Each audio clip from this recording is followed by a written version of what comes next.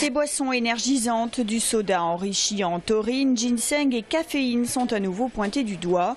En cause, leur teneur trop importante en caféine. Cette canette de 250 ml équivaut à 2 expressos. L'Agence nationale de sécurité sanitaire de l'alimentation recommande de ne pas en consommer avec de l'alcool ou lors d'exercices physiques. La mise en jeu du pronostic vital par arrêt cardiaque à la suite notamment d'efforts prolongés avec consommation de ces substances a été évoquée, mais aussi neuropsychique, avec des phases d'anxiété, avec des phases d'angoisse, et puis à plus long terme avec des risques de dépendance, et cela en particulier bien entendu chez les enfants, puisque j'ai découvert avec stupéfaction que 10% des enfants de moins de 10 ans en France à l'heure actuelle consommaient déjà de manière occasionnelle des boissons énergisantes.